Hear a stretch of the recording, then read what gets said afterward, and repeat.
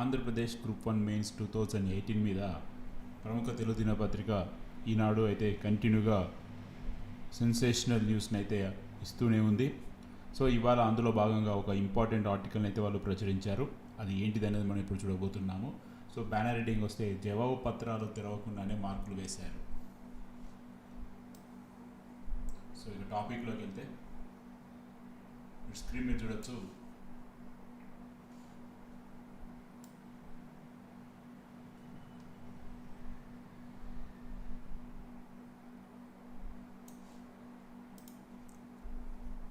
అనామకులతో మార్కులు నమోదు ప్రక్రియ, హాయ్లాండ్లో మాన్యువల్ మూల్యాంకనం చేసినట్లు మొక్కుబడి తంతు, సూత్రధారి క్యాంప్సైన్ మీడియా డైరెక్టర్ పమిడి కాల్వ మధుసూదన్ అరెస్టు చేసిన పోలీసులు.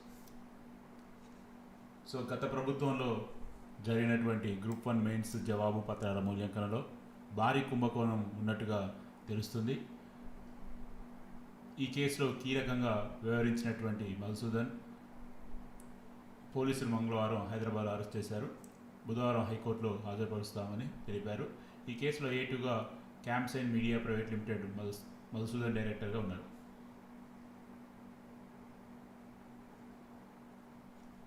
హాయ్లాండ్ వేదికగా మాన్యువల్ మూల్యాంకనం చేపట్టలేదని పోలీసుల దర్యాప్తులో తేలింది. కానీ మూల్యాంకన చేసినట్లుగా నమ్మించేందుకు అర్హత లేని వ్యక్తులు, అనామకులు, గృహిణులు తాత్కాలికంగా నియమించుకొని నాటకం నడిపించినట్టు వారిని పోలీసులు తాజాగా విచారించగా తాము జవాబుపత్రాలు కనీసం తెలిసి చూడలేదని, క్యాంప్సైన్ యజమాని చెప్పిన మార్కులు మాత్రమే వాటిపై నమోదు చేశామని వెల్లడించారు. సో వీళ్ళు ఏం చెప్తున్నారంటే ఈ యొక్క ఫస్ట్ బిట్లో అసలు మాన్యువల్ మూల్యాంకన ఏది కూడా జరగలేదని, కేవలం జరిగినట్టుగా నమ్మించాలని చెప్పేసి అక్కడ ఒక సెంటర్ని క్రియేట్ చేశారని, హాయ్లాండ్లో అసలు పేపర్లే ఓపెన్ చేయలేదని, ఆల్రెడీ ఏదైతే సంస్థ ఉందో థర్డ్ పార్టీ ఏజెన్సీ వాళ్ళు చెప్పిన మార్కులు ఆ పేపర్లోకి వేసామని చెప్తున్నారు. అదేవిధంగా అనామకులను, గృహిణులను తాత్కాలికంగా నియమించుకొని ఈ ప్రక్రియ మొత్తం చేశారని ఇన్వెస్టిగేషన్లో తెలిసిందని చెప్పేసి వీళ్ళు చెప్తున్నారు. గ్రూప్ 1 జవాబు పత్రాలు అనేది వారికి తెలియదంట. అంటే ఎవరైతే పేపర్లు మూల్యాంకనం చేయడానికి వచ్చారో వాళ్ళకి అసలు ఆ పేపర్లు గ్రూప్ 1 మెయిన్స్ ఎగ్జామ్ అని కూడా తెలియదట. హాయ్లాండ్లో మాన్యువల్ మూల్యాంకన పేరిట జరిగిన తంతుకు హాజరైన గృహిణుల్లో కొందరు చంటి పిల్లల తల్లులు ఉన్నారు. సగటున ఒకరికి 15,000 రూపాయలు చెల్లించారు. గ్రూప్ 1 మెయిన్స్ జవాబు పత్రాల మూల్యాంకన పేరిట జరుగుతున్న తంతులో తాము పాల్గొంటున్నామని, తాము నమోదు చేస్తున్న మార్కులు అనేక మంది జీవితాలని తల్లకిందులు చేస్తాయని వీరిలో చాలామందికి తెలియదు. మార్కులు నమోదు చేస్తే డబ్బులు ఇస్తామన్నారు. ఒకరి ద్వారా మరొకరు తెలుసుకొని తమంతా హాయ్లాండ్కి వెళ్ళామని, అంతకుమించి తమకేం తెలియదని వీరు పోలీసు విచారణలో చెప్పారు. వీరు దాదాపు 66 మంది ఉండడంతో నిందితుల జాబితాలో చేర్చాలా లేదా సాక్షులను పరిగణించాలా అని అధికారులు యోచిస్తున్నారు.